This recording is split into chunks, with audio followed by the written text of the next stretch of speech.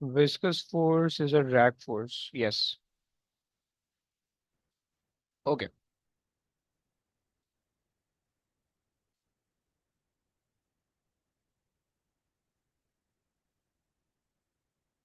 हम्म। अच्छा जी, सो डेंसिटी की डेफिनेशन बड़े अरसे बाद आपके सामने आ रही है। एंड आ जाओ। सिंपल सी डेफिनेशन होती है, आई थिंक सो पता होनी चाहिए, that it is mass per unit volume, right? Mass per unit volume, okay. And Imad, can you please read the question, Imad?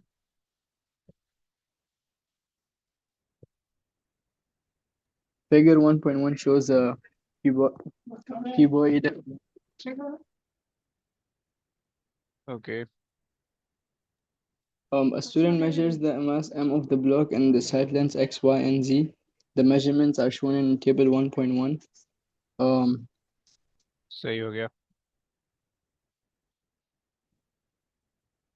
Determine the density of the glass. तो फॉर्मूला आप लगा रहे हो, density is equal to mass और volume, okay. And mass आपके पास है 0.243, and volume के लिए सबको मल्टीप्लाई कर दो, सही है। सो 5.14, 11.09, okay.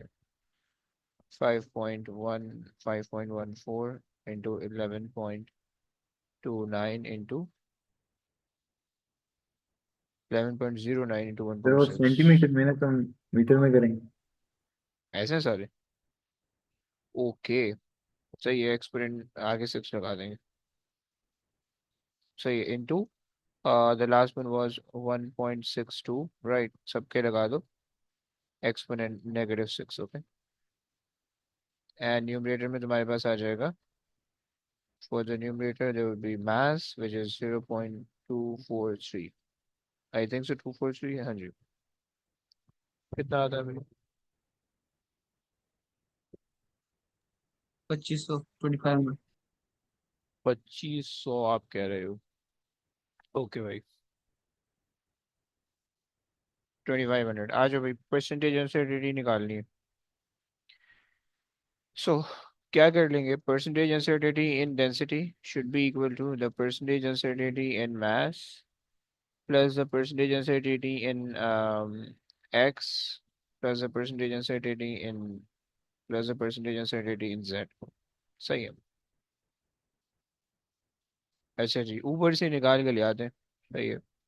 So 0.001 divided by 0.243, okay, into 100 plus 0.01 divided by 5.41 into 100 plus 0.01 divided by 11.09 into 100, okay, and then um, plus 0.01 divided by 1.62 into 100, okay। सो ये हो गया।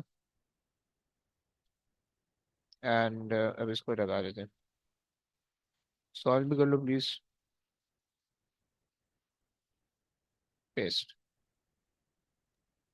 so you get 1.3, so 1. 1.3, okay. So 1.3 भी लिख सकते हो, और you can also write 1 only, okay. अच्छा जी, आ जाओ भाई, आगे आ जाओ। The true value of density of glass is different from the answer in BI because of a systematic error in the measurements. Suggest one possible cause of the systematic error. Hmm.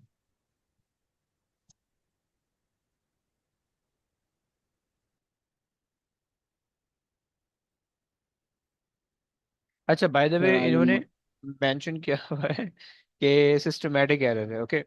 So systematic error का मतलब है there should be some error that is like coming from from the measurements, okay, or coming from the instrument, okay. So if you look at the table, okay, so it has the mass, okay, and it has a length, okay. These three things are for the length, okay. So mass के लिए जो है वो आपके पास balance use कर रहे हो आप, right? You use a balance for the mass, okay, and you use Zero. There's zero error in what? In which instrument? in the Sir, there could balance. अबे पहले मुझे इंस्ट्रूमेंट तो बताने दो अल्लाह के बंदो, फिर बोलना. Okay, so there should be balance for the mass and there should be vernier caliper, right? Vernier caliper because it has like all the least count or all the error to 2 dBs, okay? क्योंकि vernier caliper का जो least count होता है that is 0.01 और वही उसकी error भी दिया हुआ है. एंड अगर माइक्रोमीटर होता है so it has the least count of 0.001, okay. So now अब सिंपल सा रीजन ये हो सकता है due to the zero error in vernier caliper और बैलेंस के अंदर कोई भी जीरो एरर हो सकता है, that's it, okay. So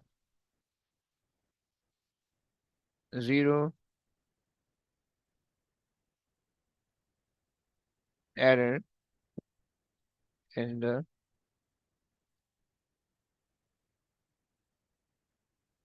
calibration.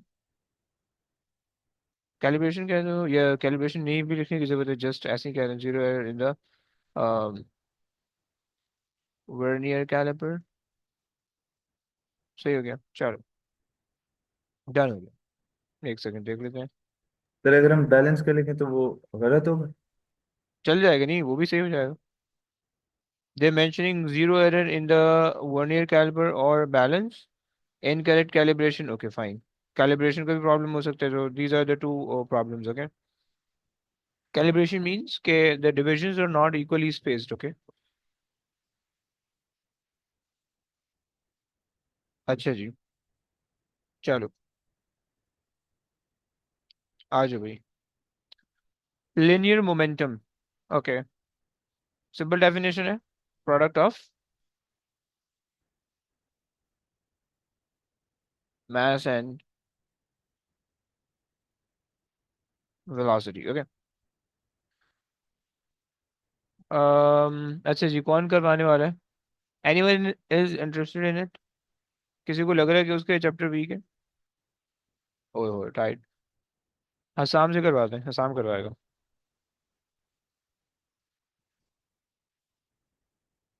Hasam read कर सकते हैं please? A car of mass 1800 kg is moving in a straight line. Figure 2.1 shows the variation with time t of the momentum of the car. Calculate the maximum speed reached by the. Oh, sorry. Okay. अच्छा एक second तो आगे में भागो. Momentum time graph है तो gradient क्या बताएगा और एरिया क्या बताएगा? गेस. Gradient इसकी force हो जाएगी resultant force. पक्की बात है? ओके, सही हो गया. और एरिया? Area इधर कुछ भी नहीं. Okay, nothing. Fine. Calculate the maximum speed used by the car, okay. क्या करोगे मैक्सिमम स्पीड के लिए? यस, जस्ट मैक्सिमम मोमेंटम लेके आप डिवाइड बाय मास कर दोगे, राइट?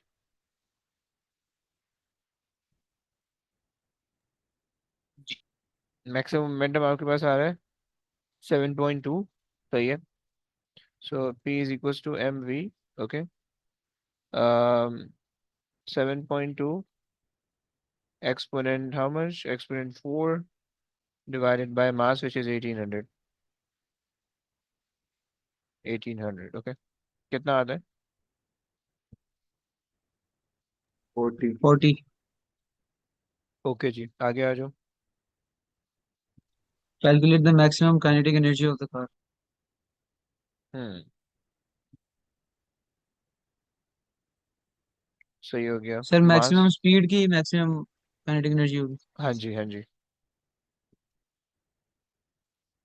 40 स्क्वायर कर दिया आप.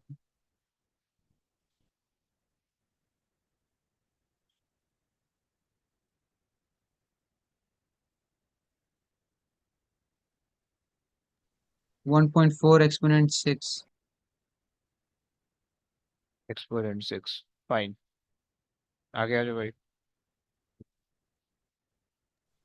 Show that the acceleration of the car at time t is equals to 4 second is 5 meter per second.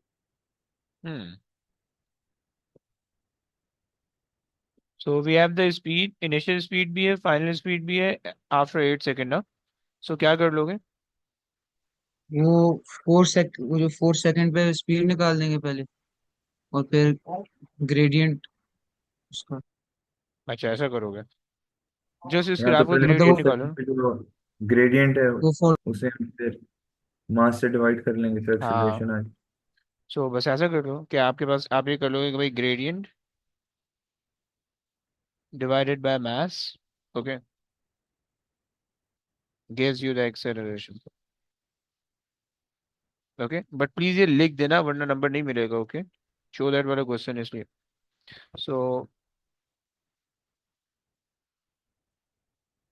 Fine. अच्छा जी, सो ग्रेडियंट आपके पास आ जाएगा 7.2 एक्सपोनेंट 4, बाय द वे हमने ये कर चुके हुए हैं, -0 डिवाइडेड बाय टाइम आ रहा है 8 सेकेंड। सही है, एंड ये ग्रेडियंट सर आ वो गया। मैंने फोर सही है, सेकंड पे जो कि कहा है। आपके पास तो मसला थोड़ी होगा, ग्रेडियंट 4 सेकेंड 8 सेकेंड दोनों का सेम नहीं होगा। क्या बोलते हैं? जी जी। लेकिन मैक्सिमम स्पीड अलग अलग होगी ना। The maximum speed at 4 second would be different, निकाल लेते हैं। सो ये मेरे पास आ रहा है 3.246, ओके 3.6 आ रहा है। सही हो गया। सो मोमेंटम मेरे पास आ गया 3.6 एक्सपोनेंट 4 -0 डिवाइडेड बाय 4 ले लेते हैं फिर। सही हो गया। अच्छा जी, और मास से मल्टीप्लाई कर दोगे, सो डायरेक्ट यहीं पे मास से भी मल्टीप्लाई कर दो, सो 1800 हो जाएगा ये। सही है, रेसिप्रोकल करने जाओ तो वो कर लो।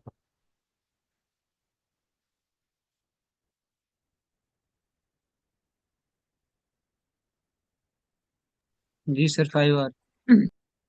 ओके जी, चलो आगे आ जाओ। Determine the distance traveled by the car between time t is equal to 0 and time t is equal to 12. सही है। So okay, between T equals to 0 to 12 ना। बेसिकली अगर हम एरिया अंडर द कर्व ले लें, सो हमारे पास आ जाएगा momentum times time, okay, and sorry momentum times time, and अगर हम if we divide the momentum by mass, so we will get the displacement. Okay, क्या बोलते हो? जी sir. Sir momentum time graph velocity time graph की तरह ही होता है ना?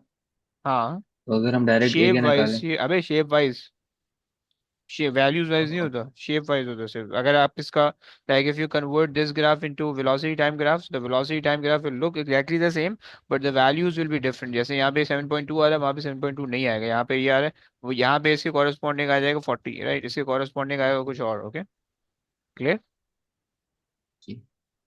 तो आप ये क्या दोगे कि भाई चलिए आप समझा देंगे momentum into time divide by mass जो आपने की।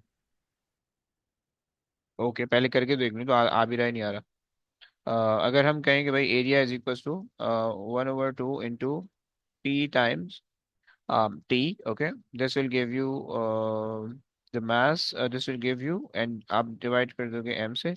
सही है, एंड अच्छा बेसिकली ना आप इसको ऐसे सोच सकते हो कि 1/2, सही है, एंड p आपके पास है mv, okay, and t divided by m, okay, so you just want m and m to be cancelled, okay, and v times t करोगे, that will be your displacement distance, right. समझ रहे हो आप? सो अच्छा जी, सो अब जो आपके पास वैल्यू आ रही है वो आपके पास बाय द वे जो बेस आ रही है that is 12, 1/2 into 12 is the time, total time, and the maximum velocity आ रही है दैट इज 40, ओके। तो 12 ये आ रहा है, सही है, मैक्सिमम हाइट इज 40, ओके। कितना आ रहा है, कितना क्या वो बन रहा है? 20 एंड 40। फिर इधर हम मैक्स वेलोसिटी क्यों लेते हैं? मैक्सिमम सर हाइट लेनी है डिस्टेंस ना। आ रहा है हम्म 240 आ रहा था। 240 आ रहा है, ओके। भाई आपको जो एरिया ट्रायंगल का जो एरिया होता है वो बेस टाइम्स हाइट होता है ना, बस ये ले रहे हैं हम, समझ लो। ओके सर ठीक। बस ये कहानी, ओके। सो टू सर ये फोर्टी आपने सही है। सर ये बोलो। आपने शॉर्ट तरीका क्या किया? मैंने तो वो पहले ऊपर MVT किया सारा, और फिर डिवाइड बाय 1800 किया है। भाई आपने मैंने भी शॉर्ट किया। तरीके से कैसे अबे उस्ताद तो उस्ताद होता है ना मालिक फिर। किया? वो अबे तो वही तो है, मैंने सिखा भी दें। किया है ब्रो, बस मैंने कैंसिल कर दिया ना हमको, I just expand the momentum right and I just cancel them out, okay. So this is one way. The other way is okay, you can just plot the velocity time graph. Okay, you can rather plot the velocity time graph. The graph should look the same exactly. Okay, shape wise exactly same होगा, सही है. And this maximum value would be 40, which is found in the first part. Okay, and ये आपके पास आ रहा है 12, सही है. आपको ये पता है, दोनों को मल्टीप्लाई कर लोगे हो जाएगा सॉल्व. ओके, समझ रहे हैं ना? जी। अच्छा जी, आ जाओ भाई, ये आ गया आपके पास. Okay. Configure 2.2 hmm Figure 2.2 sketch the variation with time t of the acceleration a of the car in v from t is equals to 0 to t is equals to 12 से। ओके, ग्राफ की inter conversion क्या करोगे? Sir ये velocity time तो आपने बता दी, उसका gradient से एक्सेलरेशन टाइम बना दी। बढ़िया हो गया, वेरी गुड हो गया, सही है. सो आपको पता है कि भाई अगर like if you have if the momentum time graph is given, so you first have to convert it into maybe a velocity time graph के अंदर, right, and then you just draw the gradient of it. Okay, so पहले पे जो gradient आ रहा है, so initially the acceleration was 5. Okay, आपने यहाँ पे निकाला था. Okay, so and the acceleration 5 remains till 8 seconds. Okay, because ये जो लाइन है, इस लाइन का जो gradient होने वाला है through out the line same रहेगा. Okay, so ये आगे पास आ जाएगा. Okay, and अच्छा उसके बाद जो है then you have the negative value, so you can find out the negative value as 40 divided by 4, you'll get 10. Okay, so -10 पे आके भाई एक और लाइन बन जाएगी. Okay, the graph should look like this. Sir ये ग्राफ समझा देंगे आप? देखो समझा दे भाई, सही हो गया. तो ये मेरे पास बन रहा है. Okay, let me see the answer first and then समझा देते हैं. A stepped shape, okay, shown on the constant value of this, stepping constant value from this with no time delay, okay. Horizontal straight line from this to this, okay. Horizontal line from this to that, okay. Fine, सही बना. अच्छा जी, so basically देखो scene ये, अगर आप इस graph को देखो, just look at this graph, okay. जो वेलोसिटी टाइम ग्राफ है, आपको पता है कि in this portion the acceleration is going to be constant and in this portion the acceleration और the deceleration is going to be constant, right. क्योंकि बिल्कुल straight line graph है, right. And you know that कि ये वाला जो distance आ रहा है, ये जो पॉइंट है, so at this point the time is 8 second. Okay, the time is 8 seconds, right? So before 8 second, until 8 second, the car was accelerating, and after 8 second till 12, the car was decelerating, right? So you have the magnitude of acceleration in the previous part, okay, and you have to find out the deceleration magnitude of the deceleration, okay, in this part, right? And हमने सबसे पहले part में we found out the velocity, the maximum velocity as well, right? So we know this maximum value, we know the final value as 0, and if you just divide them both, so like 40, yeah, 0 minus 40 divided by 4, so you'll get -10, okay, because it is decelerating. Okay, so -10 आ रहा है and it has a constant deceleration, so that's why हमने ये बना दिया constant deceleration का, and this is for constant acceleration, and since there isn't any time delay between the acceleration and deceleration, so हमारे पास ये बन रहा है, right. अगर तो आपके पास यहाँ पे कोई कर्व होता, राइट, अगर ये पॉइंट नहीं होता, if there may be a curve, right, then जो वहां पे आपके पास जो स्टेप आ रहा है ना, ये जो चीज आ रही है, ये थोड़ा सा कर्व होता. Okay, clear. जी सर क्लियर। चलो परफेक्ट हो गया. आ जाओ भाई. यूसुफ जिंदा बैठो Yusuf.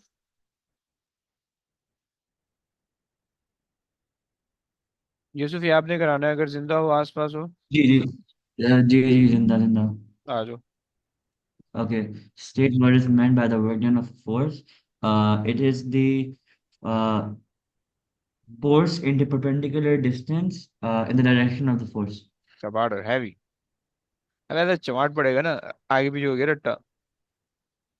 Product of force and distance, and distance not the perpendicular distance, okay, in the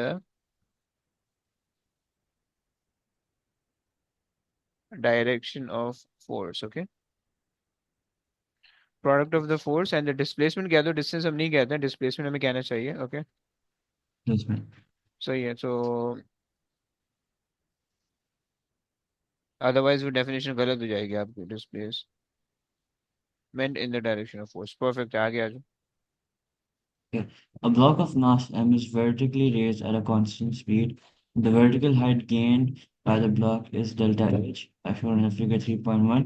Derive an expression in terms of m and h for the changing gravitational potential energy EP of the block. State the meaning of any other symbols you use. अच्छा, पहले work done equals to force into displacement लिखेंगे आप। Okay, displacement equals delta H और force equals M G, because W because weight is equals to M G. तो फिर M G H equals to the EP.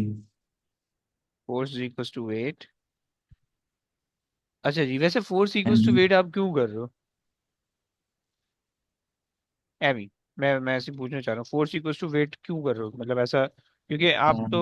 Because gravitation potential वो energy वो होती है ना, the energy gained by the position of a of a of a of the of object a in the thing gravitational in field. of the object in the gravitational potential. Yes, सही है। the so gravitational अब field. लेकिन आपने जो force लगाई होगी वो तो ऊपर लगाई ना, राइट, वो तो वेट नहीं लगा रहे हो आप,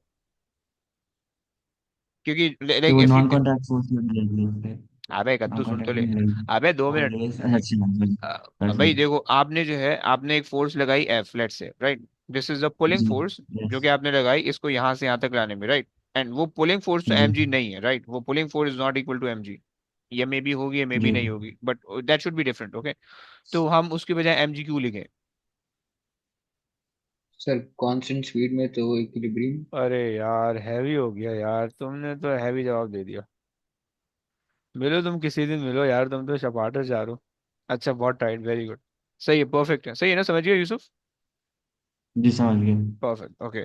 So force is equals to weight as it is moving with a zero velocity, and then F will be equal to mg. Okay. So अब आप ये इसको replace कर सकते हैं. So the mg times delta h. Okay. And this is अच्छा जी, सही, इसको हम ये कर लेते हैं, EP is equals to mg delta h। चलो आगे आ जाओ। Okay. An electrical motor has an input power of 900 watts. The motor takes 1 minute to lift a load of 240 newtons at a constant speed through a vertical height of 150 meters. Resistive forces are negligible. Show that the work done by the motor on the load in 1 minute is 36 kilojoules. अच्छा, by the Work way, done by how the many motor. things will be zero at a constant speed? Resultant force will be zero. Okay. And Uh, Force constant speed resultant force zero. change in kinetic energy Imaging kinetic energy भी zero होगी जी। will also be zero. Perfect हो गया, अब आ जाओ। Input power 900 watts था and vertical height was 150. Power से करो, Weight was 40 newtons. जी work done over power time equals to से। work done time जी। ओके, तो work done आपके पास आएगा 240 into 150 divided by 6। 240 क्यों? एक minute.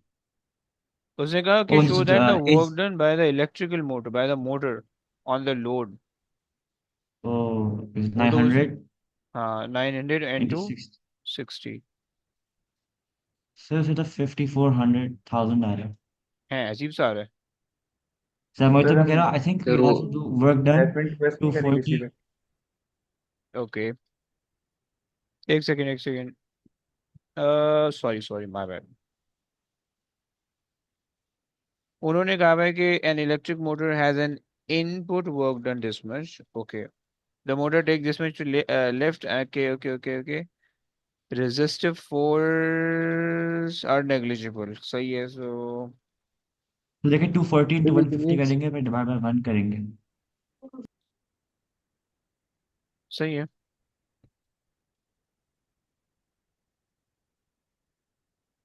In one sir for minute is example अगर रेजिस्टिव फोर्स नेग्लिजिबल ना होते हैं तो work done equals to mgh plus resistive force.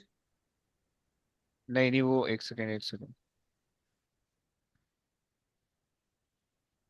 बताता हूँ, या के पास जाएगा 240, सही है, इंटू 150, सही है। अच्छा, सो बेसिकली अगर तो इन्होंने कहा कि show that the work done by the motor on the load, okay, so इन्होंने कहा है कि on the load, so basically since it is a constant speed, it is lifting at a constant speed, so all the force that you are applying, सही है, from the motor should be equal to the weight, okay, and that's why हमने ये weight ले लिया, and times it by the vertical distance from the area, right, तो ये हमारे पास concept है। चलो आगे आ जाओ भाई। Determine the useful output power of the motor, ऊपर जा सकते हैं। चले आते हैं भाई, लेकिन फॉर्मूला लिख के जाएंगे। सो पावर आउटपुट, सही है, divided by power input, input, सही है, अच्छा जी। सो ये आपके पास आया था 36,000, तो इसको आप डिवाइड कर लेंगे बाय 60, राइट। सही हो गया। सो सॉरी, ये आ जाएगा डिनोमिनेटर में, और ये आ जाएगा थर्टी फिर सिक्स एफिशिएंसी तो हमारे पास है नहीं। तो आपको आपको एफिशिएंसी थोड़ी निकालनी है, आप क्या सर। भाई क्यों, कहाँ से आ रही है एफिशिएंसी मेरे जहन में, एक सेकंड, दिमाग खराब होगा भाई।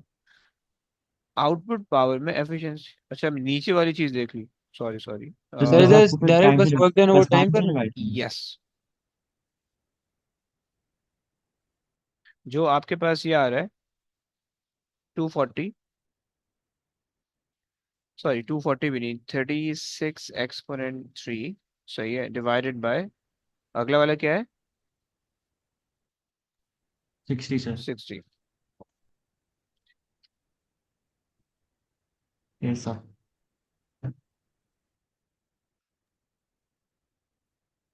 चलिए, चलो आ जाओ।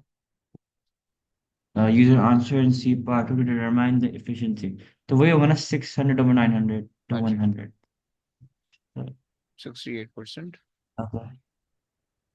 चलिए 67 नहीं लिखेंगे।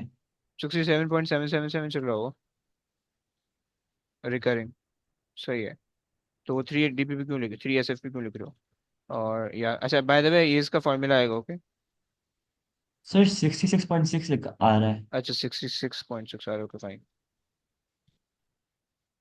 सही है, 67 हो गया। ओके। वो चलो परसेंटेज लिखना जरूरी ना आगे साइन परसेंटेज का। लिख दो, हाँ उन्होंने मेंशन नहीं किया हुआ है।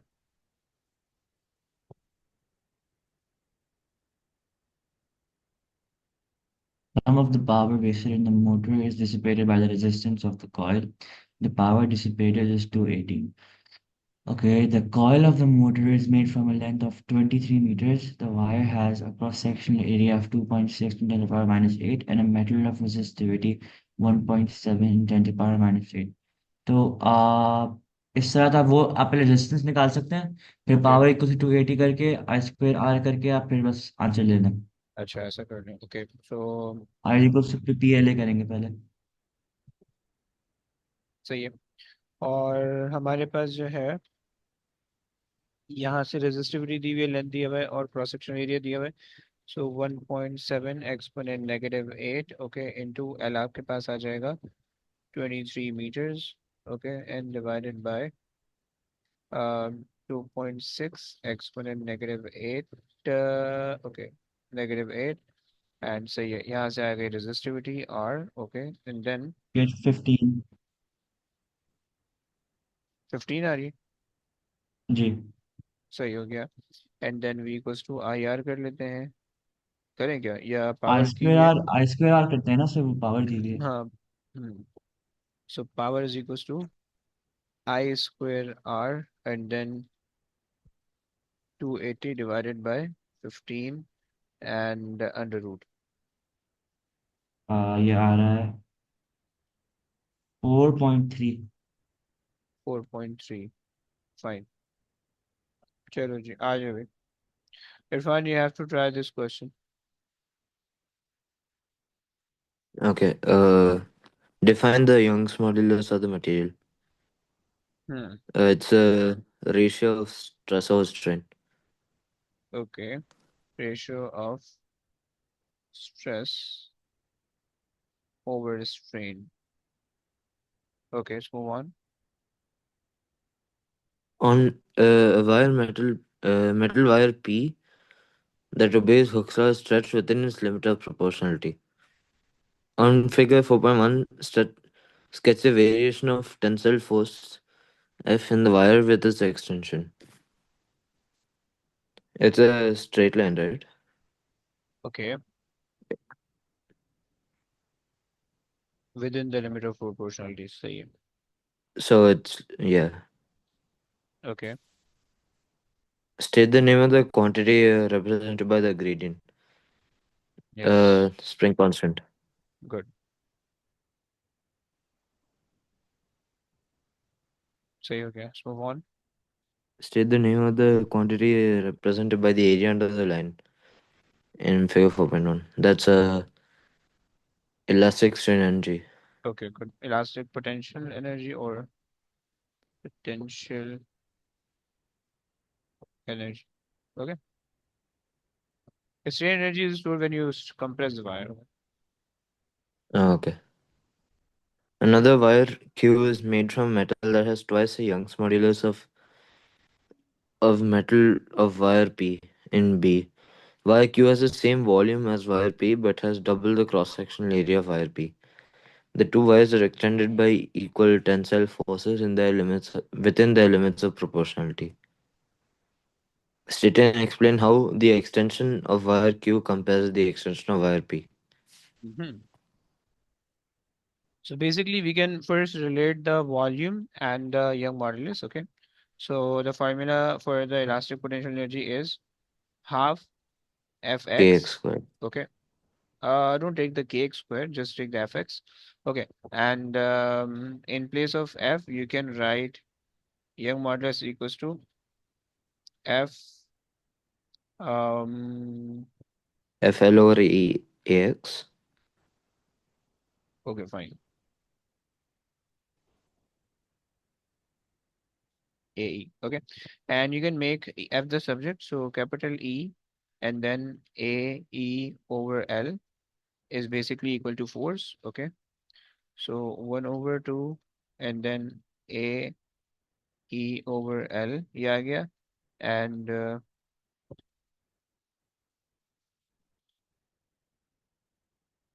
in फिर ये हम place डायरेक्ट उस फॉर्मूला से नहीं कर सकते, एफ एल ओवर ए से?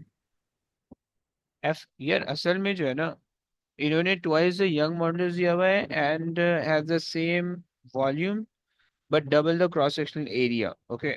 सो जैसे वॉल्यूम से हमने सर रिलेट करना इधर है। अगर हम चलो एनर्जी से ना भी करें, यस बोलो, कौन बोल रहा है? इधर हम लोग फोर्स को कांस्टेंट कर लें और वो लेंथ भी उन्होंने बोला लेकिन वॉल्यूम तो सेम बोला है उन्होंने। देखो ना, उसने आपको एक तो यंग मॉडल्स दिया हुआ है, twice the Young models. Okay. और same volume but has double the cross sectional area. सही। सो बेसिकली स्ट्रेस चेंज हो रहा है यहाँ से। Okay. And strain I think is constant. Equal tensile force, so force is also constant. Okay. Within the limit of proportionality extension। अच्छा, आप कह रहे हो कि इससे कर लें? चलो इससे कर लेते हैं। अगर आप हम यूं कर लें कि एफ एल ओवर ए ई। ओके। और एक काम हम बस ये कर लेते हैं and just multiplying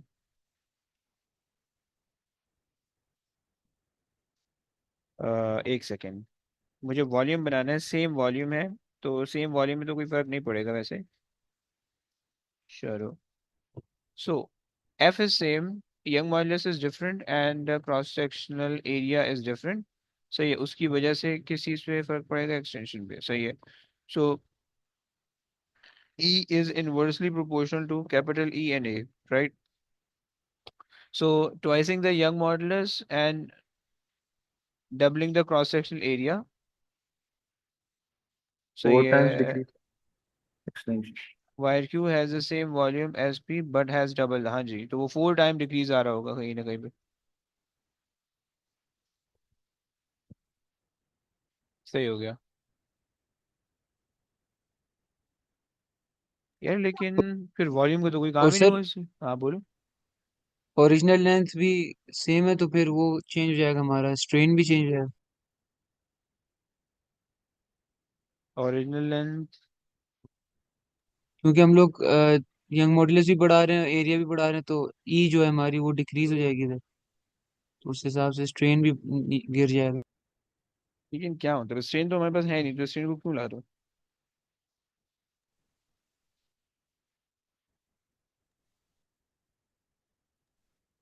extension decrease होगी ना। एक्सटें एक्सटेंशन वो तो 4 टाइम डिक्रीज हो रही है, लेकिन एल तो कांस्टेंट है, एल तो हम उसमें कोई चीज चेंज नहीं कर रहे हैं। But if you have double the cross-sectional area, so to keep volume is equals to AL. Okay. So if you have double the cross-sectional area, so your length should be smaller. Okay. In order to get the constant volume. Okay. So आपने length को जो है ना वो कम रखना है, तब जाके आपके पास जो है ना ये। लेकिन ये इतनी सारी चीजें कैसे चेंज हो रही हैं।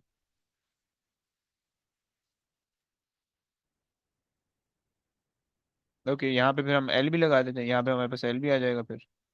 सो L extension over E upon A. Okay. So L over EA. सही है। Now, extension is directly proportional to length and extension is inversely proportional to E and A. Okay. अच्छा, so you are increasing these both things. Okay, E and A दोनों increase हो रहे हैं, right? And you are basically decreasing the length। सही है, जहां पे आपने वॉल्यूम कांस्टेंट रखा हुआ है, and you are doubling the cross sectional area, so that decrease the L. Okay, that decrease the L for Q. सही हो गया, क्योंकि आप जो हो वो, if you want to keep the volume same and you are increasing A, so L should be decrease by the same amount by the same factor. सही है। सो आई थिंक फिर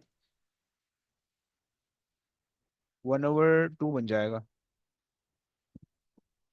1/4, 1/2 बनना चाहिए।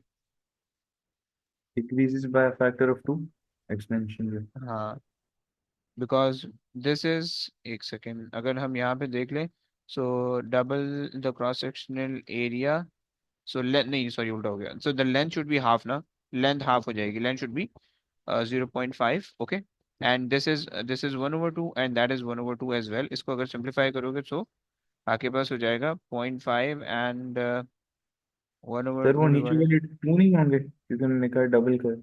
अरे यार, सॉरी सॉरी, माय बैड। सही है, and this become 2 and 2, 4 यहाँ से नीचे 4 ले आओ।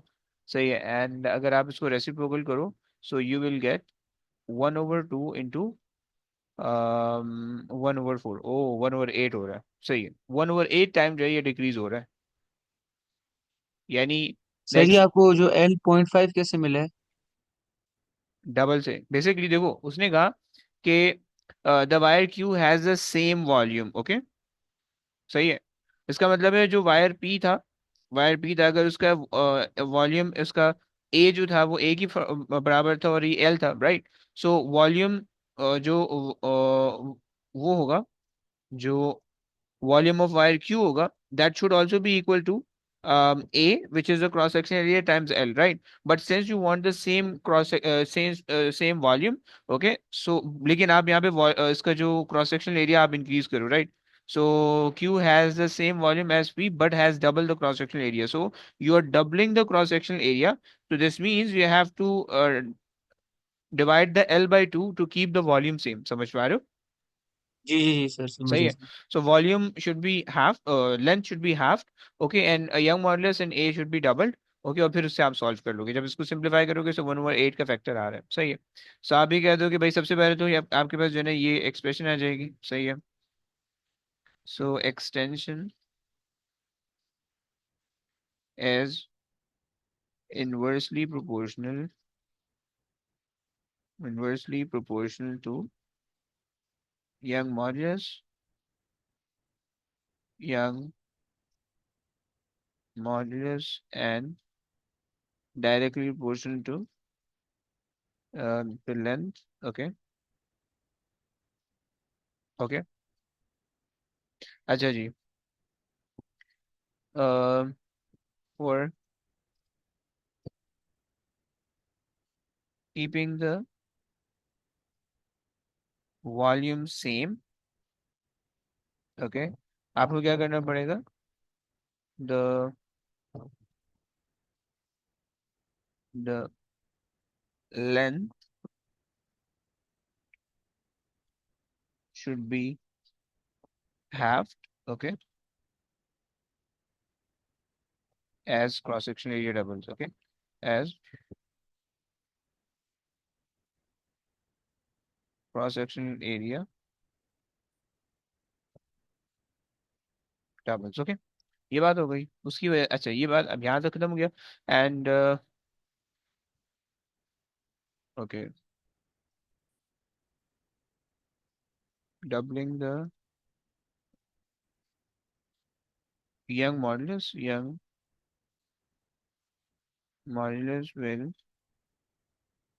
um will reduce the extension by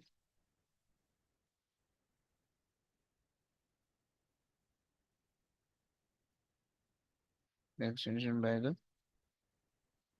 factor of 1/8 overall. Perfect हो गया.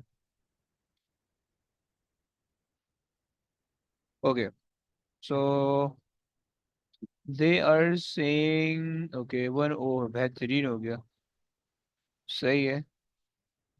Okay, by the way they showed the solution as well. But okay fine, वो बी मार्क दे रहा है तो मिल जाएगा. मसला नहीं है. ओके, सही है. चलो जी, आ जाओ. खत्म हो गया पेपर? अच्छा, नहीं है. सो तुमसे कह रहा है कि potassium undergoes beta negative decay to form the nuclide of the element X. The particle Z is emitted during the decay. The decay equation is given. Okay. So तुम क्या कर सकते हो? P तो 40 ही रहेगा. Okay. And Q would be increased to 20. Okay. R should be 0 and S should be -1. Okay. Name the यहाँ के पास जाएगा anti neutrino. So ये anti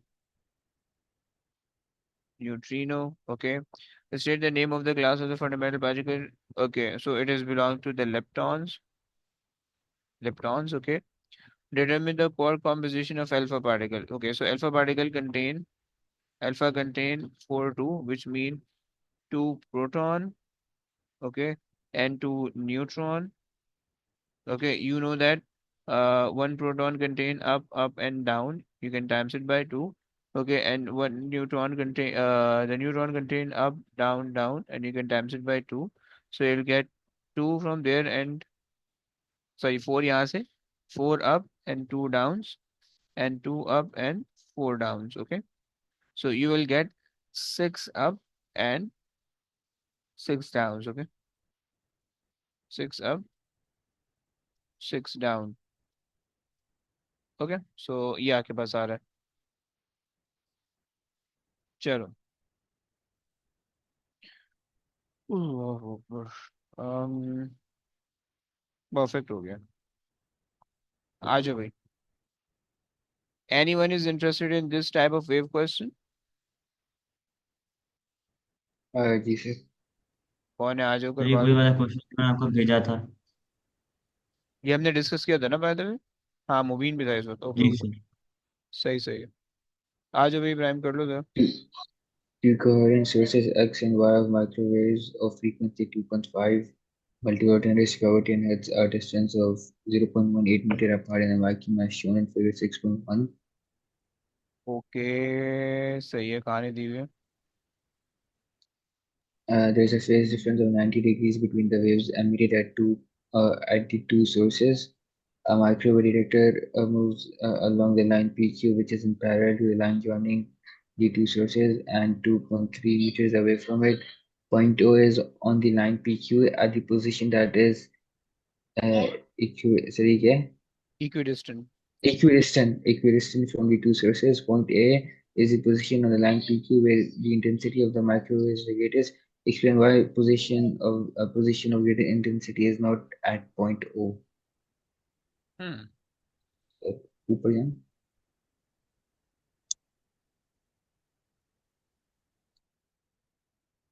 अच्छा ओ बिना बाय सर द वे हो ही पॉइंट रहा हो, हाँ बोलो। सर पूछना point O centre bright spot है ना नहीं अब थोड़ी होगा, एक सेकंड देना। सर मुझे लगता है ओ पर डिस्ट्रक्टिव इंटरफेरेंस हो रही है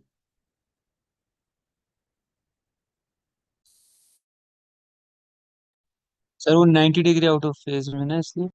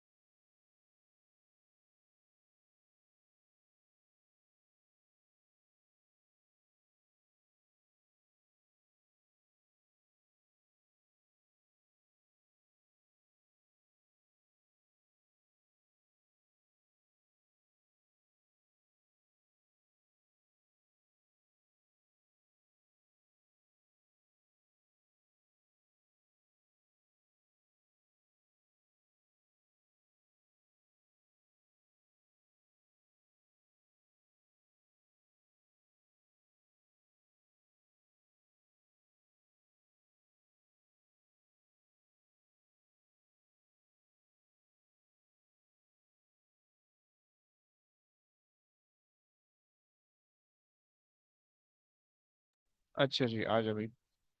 हाँ जी क्या बोल रहे हो?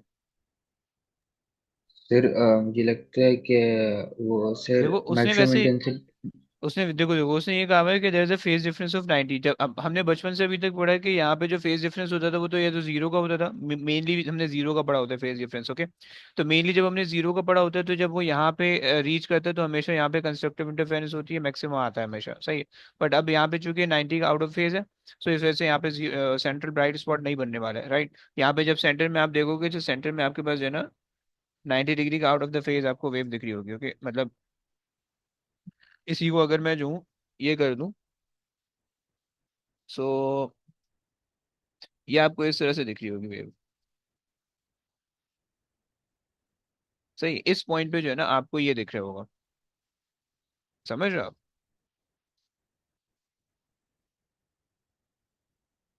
चलो। जी sir so now it won't be like maxima, वो मैक्सिमा से थोड़ा सा कम इंटेंसिटी वाला पॉइंट होगा, okay. So and you have fine fine explain why the position is not at O, सही है। अब क्या बोल रहे हो, क्या कोई और भी कुछ बोल रहा था, जरा वो भी बताओ please.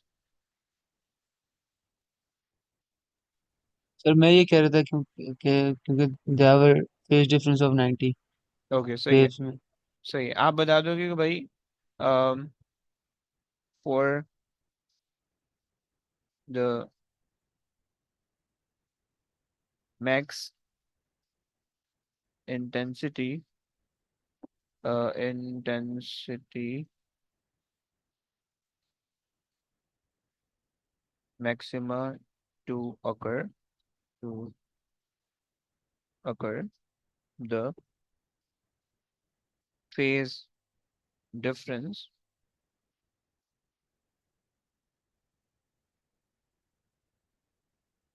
should be 0, okay, at point O, right? But due to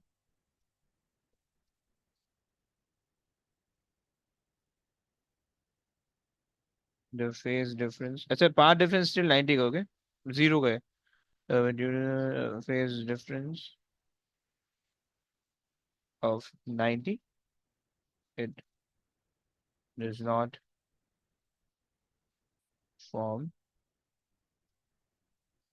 maximum. चलो भाई आगे आ जाओ.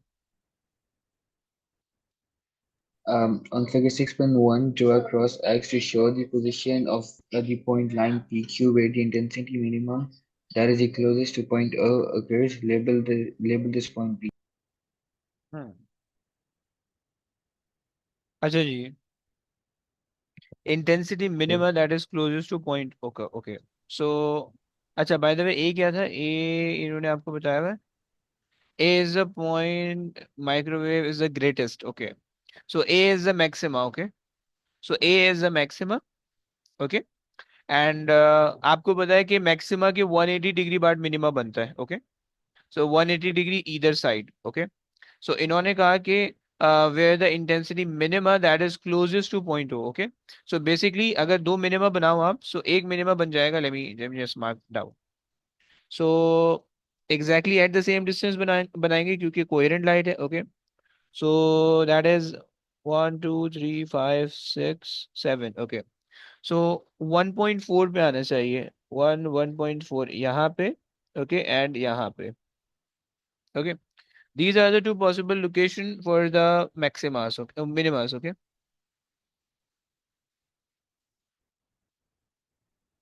ये 90 है, 180 Sir, हो जाएगा. हमने हाँ बोलो. मैक्सिमम बनाना था मिनिमम. मिनिमा. हमने मिनिमम बनाना था ना. हाँ. सर ओ भी मिनिमम ही है ना? वो मिनिमा नहीं है, ये मिनिमा होगा ओ के बाद वाला.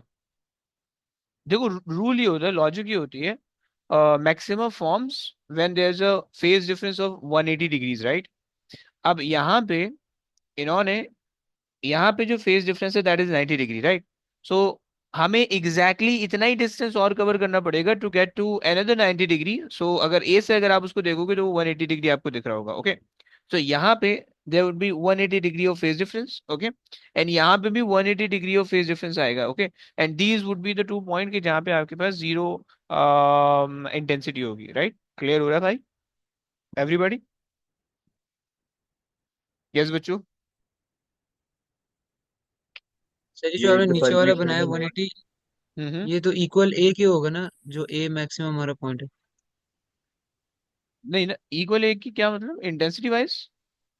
इंटेंसिटी 180 वाइज जो. नहीं मैक्सिमम ही होगा ना ना. जो आपने बना. अबे अबे, देखो बचपन में आप लोग ये पढ़ते आए हो, एक सेकंड समझा रहा हूँ. देखो बचपन में आप लोग ये पढ़ते आए हो कि भाई आपके पास जो है ना, ये आपके पास होता था, ये चलो इसको हम कर लेते हैं,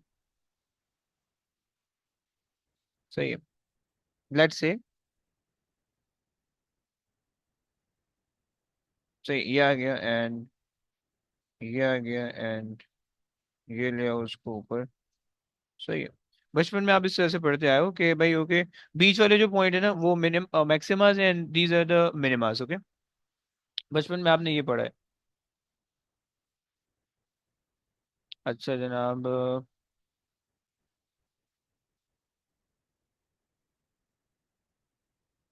सही है, ओके.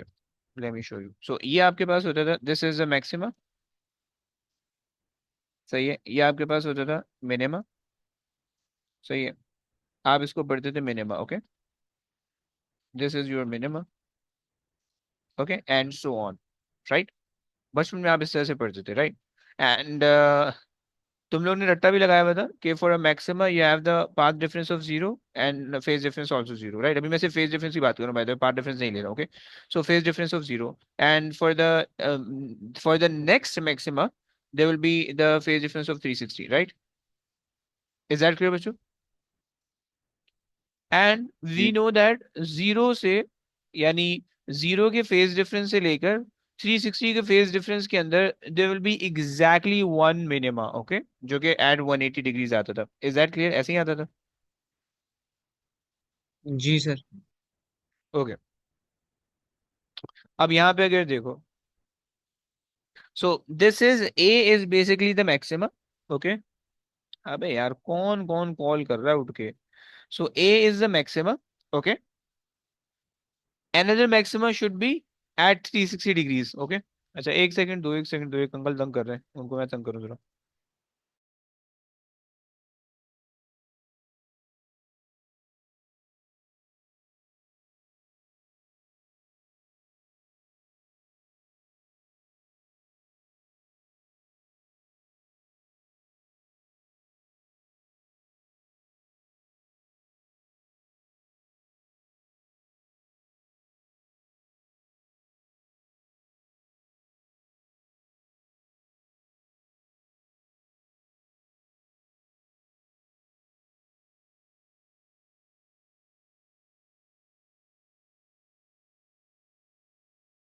अच्छा जी, आ जाओ भाई।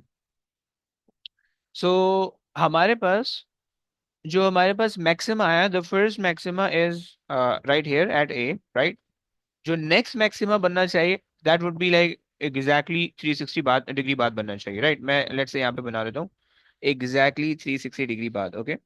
क्या इसमें तुम लोगों को कोई प्रॉब्लम तो नहीं? ये पढ़ा बचपन से,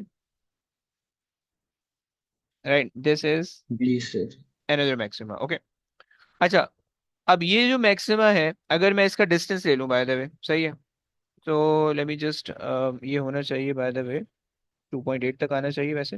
मैं थोड़ा सा जो है ना, थोड़ा सा कैलकुलेटेड मुझे इसलिए चलना है क्योंकि यहाँ पे थोड़ा काम कैलकुलेशन का है। सो 2.8 तक ले आते हैं इसको, एग्जैक्टली आ गया, सही हो गया। This is the next maxima, सही है। अच्छा, इसके बीच में you know that we should have a minima exactly in the centre. ये आ गया भाई मिनिमा, ओके। क्या ये बात समझ में आ रही है? जी sir. And this is the point you have to mark. Sir doubt ये है कि ओ से ओ में, ओ तो इक्वल डिस्टेंस है ना, यहाँ पे तो पाथ डिफरेंस हमारा 0 है, तो उसके ऊपर वाला बिल्कुल मैक्सिमम है, मैक्स हम्म। है पॉइंट ए पे। हाँ तो हाँ। बिल्कुल ही सेम डिस्टेंस पे नीचे वाला भी, हमने ऐसे ही नहीं किया था कि नीचे वाला भी सेम मैक्सिमम वाला ही होता है? यानी यहाँ से देख के बता रहे हो? जी इधर ऐसे। देखो यहाँ पे ना मसला ये कि इन्होंने यहाँ पे हम सिर्फ दो चीजें पढ़ते हैं, 0 डिग्री और 180 डिग्री, राइट। यहाँ पे इसने 90 डिग्री मेंशन कर दिया, राइट। तो ये दिस इज एट 90 डिग्री का पार्ट डिफरेंस, ओके। सो अब बेसिकली जो काम आप 180 डिग्री में कर रहे हो ना, लाइक 180 और 360 डिग्री में कर रहे हो, आप उसी को जो है ना जस्ट डिवाइड कर दो 4 पार्ट्स के अंदर, ओके। सो अब यहाँ पे देखो कि this is at 0 degree, this is at 90 degree, equal distance, okay. This is at 180 degree, equal distance, and there should be some 270 degree, equal distance, and this is आप कह लो कि 360 डिग्री, समझ रहे हो आप? सो आपको आपको बस सिर्फ ये देखना है, आपको बस सिर्फ ये देखना है, आपने यहाँ पे स्केल रखा, सही है। मुझे ये पता चल गया कि भाई जीरो से जीरो, मतलब जो मैक्सिमा आ रहा है, central maxima, that is basically 0.7 पे आ रहा है मेरे पास, ओके।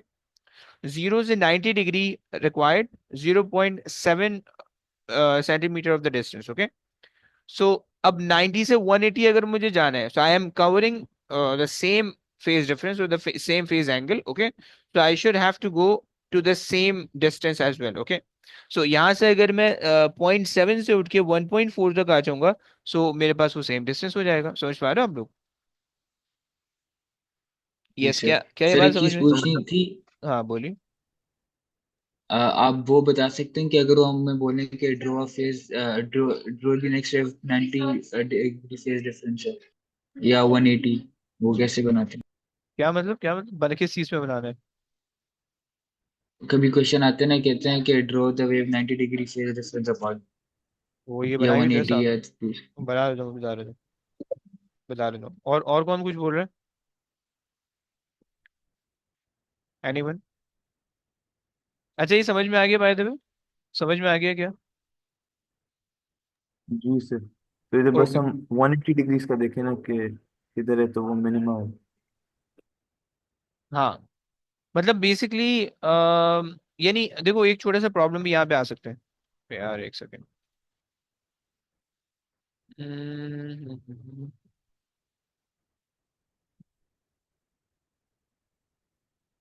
ओके, एक छोटा सा प्रॉब्लम भी यहाँ पे आ सकता है। वो प्रॉब्लम ये है कि आपको सबसे पहले तो ये मेक श्योर करना है, ये आइडेंटिफाई करना है that this that what is the difference और what is the distance given, right, for which angle. सही है, क्योंकि जो एंगल गिवन है उसके हिसाब से आपको पहले पाथ का डिफरेंस आप ले लो, ऑल्दो पाथ डिफरेंस ही नहीं होगा, बट आप ये सेपरेशन का ये ले लो। सही है। अब अगर आपके पास ये 90 बन रहा है, राइट, सो 90 जब आपके पास ये बन रहा है, सो एग्जैक्टली उतने ही, मतलब exactly if you want to have the change of 90 degrees again, so you should have to go to the same angle, okay, और to the same distance, okay. तो अगर ये वाला डिस्टेंस जितना रखोगे वही ये आगे वाला डिस्टेंस होगा, वही आगे वाला डिस्टेंस होगा, वही आगे वाला डिस्टेंस होगा, right. And when you combine these four distances you will get the slit separation, okay. समझ पा रहे हो आप?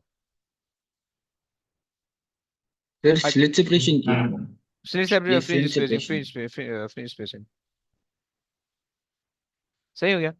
अच्छा जी, अगर तो आगे वो वेव है, अगर तो आगे लेट्स से एक वेव है, सही, लाइक दिस,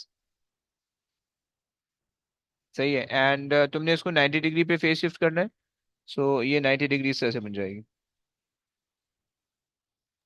सर ये जब क्वेश्चन में आता है कि हमें यंग डबल स्लिट को वो करना होता है, एक्सप्लेन करना होता है, 3 मार्क का सवाल आता है, तो उसमें भी वो डिफ्रैक्शन का एक पॉइंट होता है ना, मतलब उस पे लिखते हैं ना डिफ्रैक्शन का एक पॉइंट के। हाँ जी, सही हो गया। This is your 90 degree face shifted waves, okay. Basically exactly ये जो टॉप पोर्शन है ना, यहाँ से वेव आगे जाएगी, ओके। वेव्स का जो एम्पलीट्यूड होगा, एम्पलीट्यूड वाला जो पोजीशन होगा वहां से आपने खींचनी है। ये आ गया, एंड ये आपके पास आ जाएगी इस तरीके से। सही है। ये this is 90 degree shift, okay. 180 degree का शिफ्ट लाना है, आधी वेव कर दोगे, राइट। 370 डिग्री का शिफ्ट लाना है तो आप इसको उठा के यहाँ पे ले आओ, इस वेव को उठा के, अरे यार, इस वेव को उठा के आप इधर ले आओ, right. This is the 270 degree shift, okay. बस ये आपके पास, समझ लो आप? जी अच्छा सर। जनाब, चलो आगे आ जाओ। लंबी हो गई है बाय द वे, यहाँ पे देख लेते हैं लिख क्या रहा है ये। For the interview be in phase, okay. सही है, सही है, हमने 0 डिग्री का कहा है, ओके। हमने ये भी कह दी, ये सब चीजें हो गई, ओके। आगे आ जाओ। Show that the wavelength is 0.012। अच्छा जनाब, सिलेक्ट सेपरेशन है, फ्रीक्वेंसी दी हुई है, फ्रीक्वेंसी दी हुई है, ओके, माइक्रोवेव है, okay. So V equals to F lambda, simple सा है। अगर हम वो पॉइंट ऊपर बना देते हैं तो फिर उसका मार्क कटता। हाँ ना, ब्रूस ने कहा मिनिमम डिस्टेंस ना, या sorry, closest to point O, closest to point O उसने कहा है, right. So closest to point O should be like यहाँ पे होना चाहिए, आगे आगे पीछे नहीं होना चाहिए, ओके, राइट। क्लियर हो गया। सो ये आपके पास जो है क्लोजेस्ट टू पॉइंट ओ और मिनिमा आ रहा है, okay. This is minima and closest to point O, okay. और इसको कुछ मार्क वर्क भी करना है, बी मार्क कर दो इसको, बी मार्क कर दो, ओके। अब तुम्हें पता है कि ओ से बी तक is basically half the fringe spacing, right. A से बी तक, ए से बी तक, ए से बी तक is basically half the fringe spacing, right. So ये जब आप इसको ट्वाइस करोगे so you will get the full fringe spacing, okay. So 3 exponent 8 by the way microwave है इस वजह से, एंड डिवाइडेड बाय जो फ्रीक्वेंसी उसकी that is 2.5 exponent 10, okay. Exponent 10 is equals to F, is equals to lambda, कितना आ रहा है?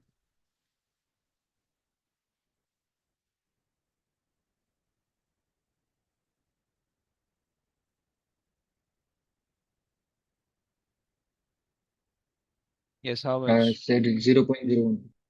सही है, 0.02 ही आना चाहिए। आगे आ जाओ भाई। For a point A on line PQ, determine the difference in the distance lambda delta x traveled by the microwave from x and the microwave from y. From X, X और वाई, ओके, और point, for a point A on the line P, the difference in the distance, okay जी। क्या करोगे भाई, any idea? Path difference निकालने को बोल रहा है बेसिकली। फिर ए पे पाथ डिफरेंस 1/4 लैम्डा होगा। ए पे पाथ डिफरेंस आप कह रहे हो, okay.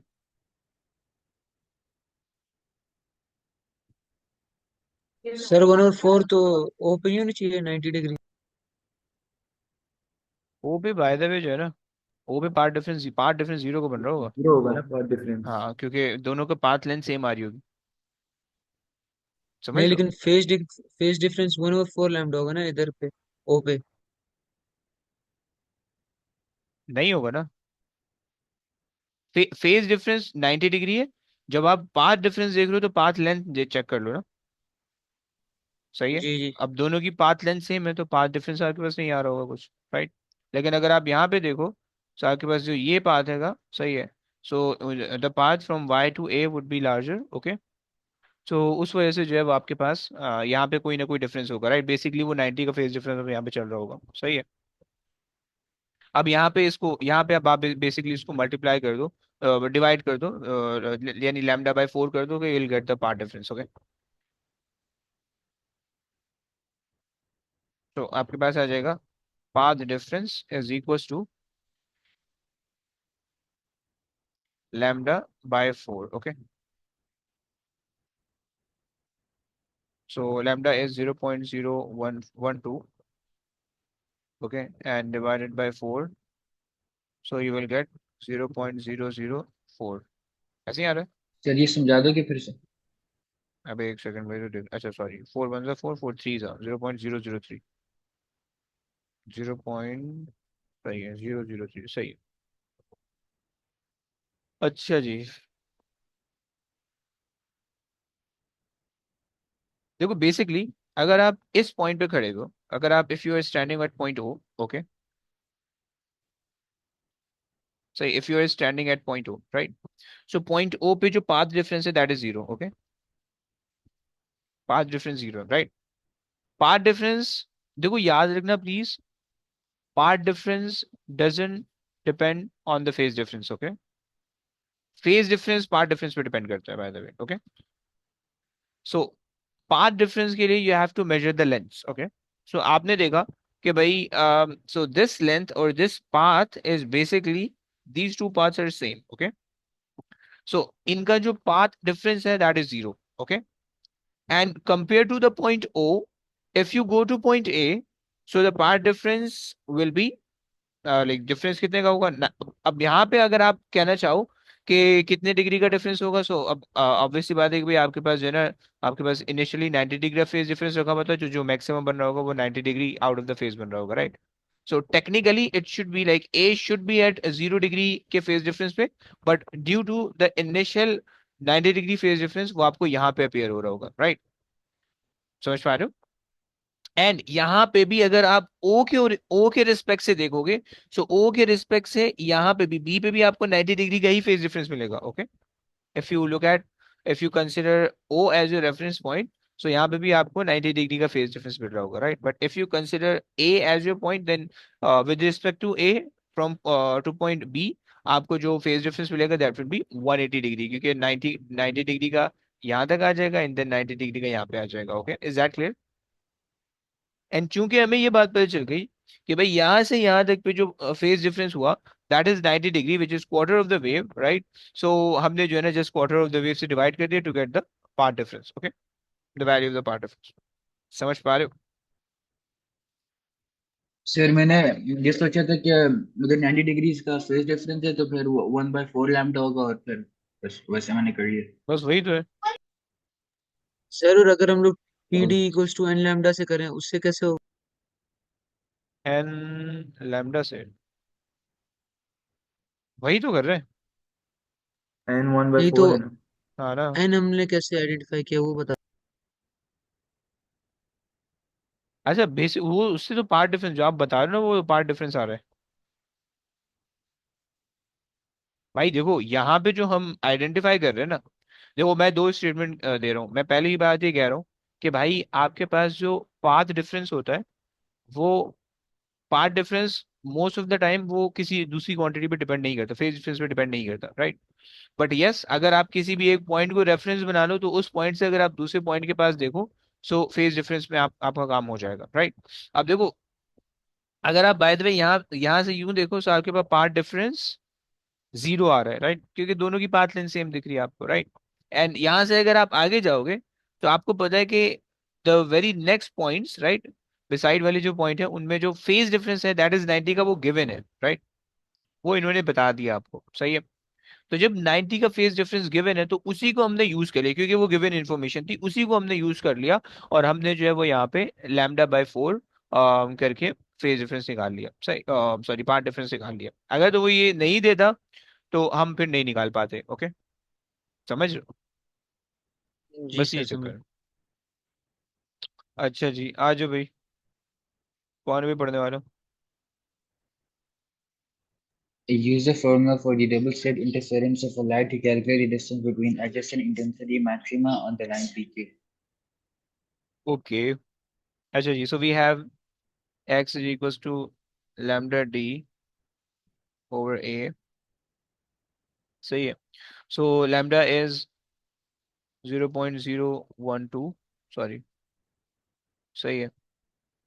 And d is mm, d was 2.3, 2.3, and a आपके पास आएगा, सेपरेशन कितनी थी? 1.8, 0.18, 0.18। Okay, how much?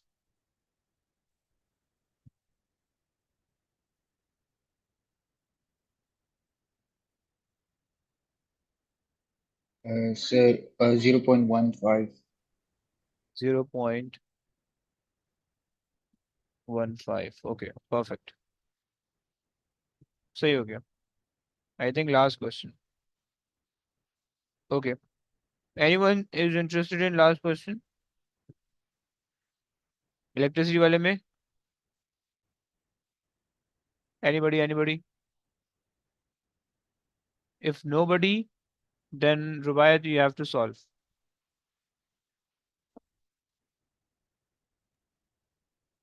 Figure 7.1 shows two resistors connected in series with a cell of electromotive force 1.5 volts and internal resistance 0.28 ohms. One of the resistors have resistance 1 ohm, the other resistor has a resistance R. The terminal potential difference across the cell is 1.36 volt. So the current I in the circuit is 0.5. Okay, so this means if 1 So point, uh-huh, bolo, please. we'll use the V equals to E minus IR, right? Okay, or you can just subtract 1.36 from 1.5. Okay, E minus E is equal to the voltage loss. Okay, the voltage loss plus the terminal potential difference. Okay, so 1.50 minus 1.36 gives you the loss voltage, which is equal to IR. Okay, so that would be 0.14 divided by resistance आपके पास आ रही है internal 0.28, so 0.5 का current आ जाएगा। समझ गया भाई? Yes. Okay, आगे आ जाइए। Calculate the combined resistance of the two resistors.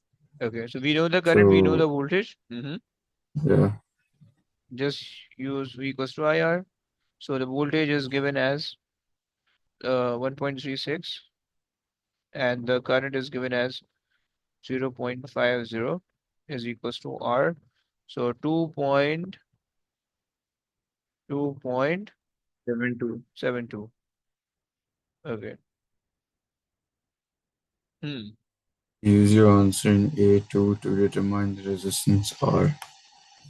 Okay. Since it is connected in series, so 2.7 minus 1 will give 1.7. very good. Okay. So 1.7. Okay. Okay, let's move on. The circuit in figure 7.1 is disconnected and the two resistors are connected to the cell, now in parallel with each other. Complete the circuit diagram to show this arrangement. On figure 7.2, complete the circuit diagram to show this arrangement. Yeah. Okay. सही हो गया।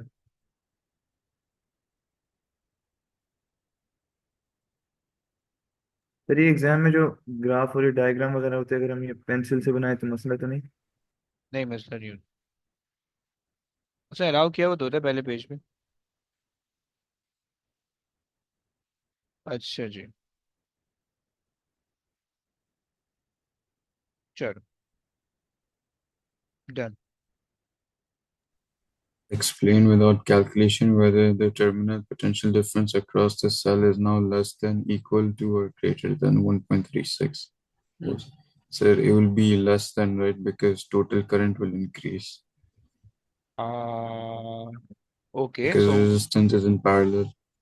नहीं नहीं, okay, if the total current increases, so what happened? Why the voltage decrease? So Basically, it will decrease due to the internal resistance, no? okay, so you can say that connecting the resistor in parallel will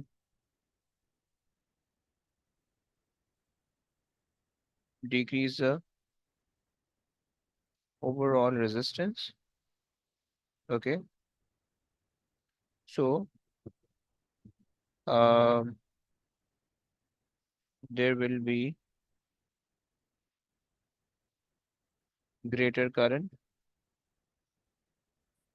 in the battery. Okay, um, when it अगर हम वो loss volts का लिखेंगे sir? हाँ जी हाँ जी, मैं थोड़ी लंबी लिख रहा हूँ। Okay, when it pass through the internal